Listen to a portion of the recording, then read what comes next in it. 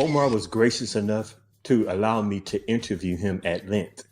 His insight is invaluable, and he shared his thoughts with us in English.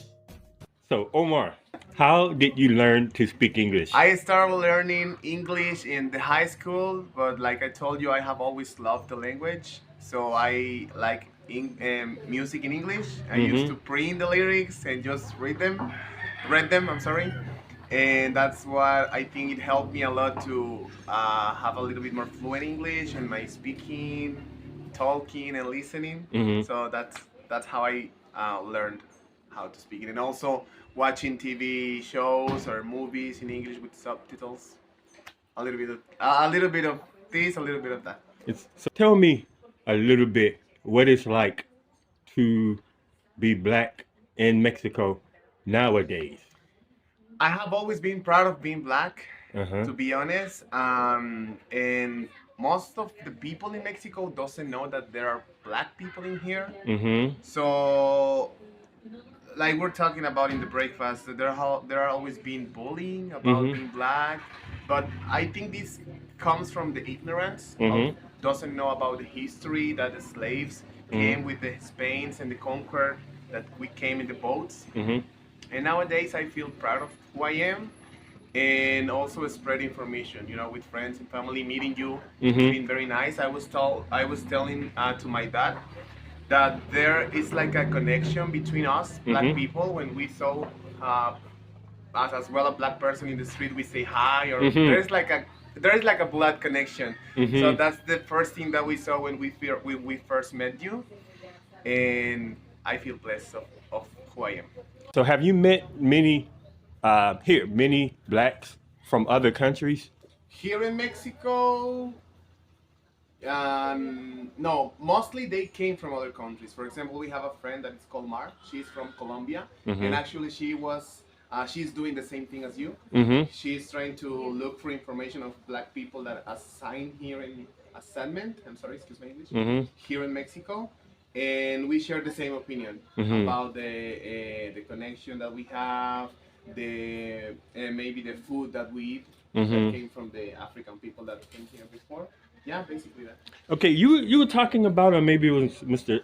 Salvador here. You were saying that we have similar experiences, Yes. and you were explaining a dish from the puerco.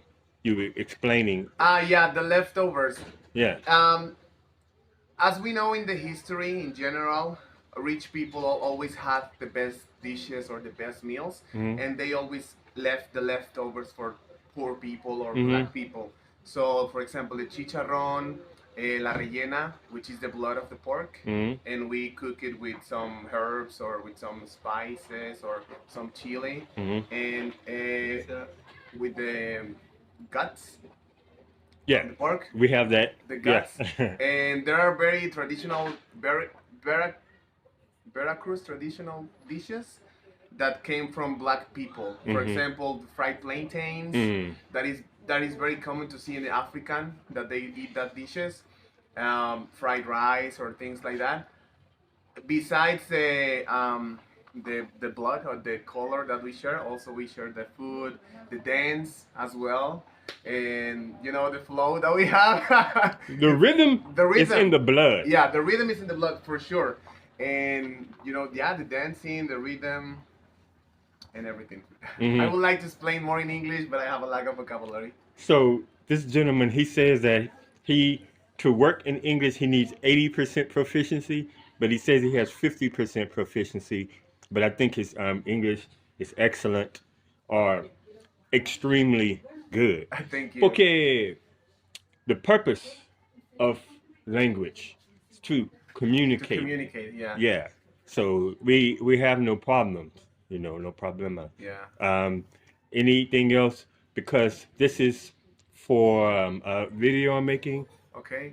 To educate, especially my people in my country, Okay. about our experience here, not just like on TV with 9 feet tall blancos. Yeah. Well, actually, the other part that we're talking about, that the slavery in Latin America was not the same that the slavery in the United States. So just to have like a little bit of open mind. I know that it's been hard for certain people, and depending of the area of the country or depending of the world, but just make sure that we all are brother and sisters. Besides that, every human is brother and sisters. We as a black people are brother and sisters. And like I said to my friend Perry, this is his house as well in Puerto de Veracruz. Your house is my house. My house is your house. I'm sorry. Okay. Yeah. Yes. So if you ever in Houston, Texas, I can guarantee you good food and a good place to stay. Thank you. Can guarantee that. Really appreciate that. And I like we were saying this, like today's every day is a blessing day. Yeah. But today was a very blessed day because we had the chance to meet you and to share some ideas and to share moments that personally for me that's life. To have memories, good memories and good experiences with good people. Okay. Thank you. Thank you, brother. Muchas gracias. Gracias.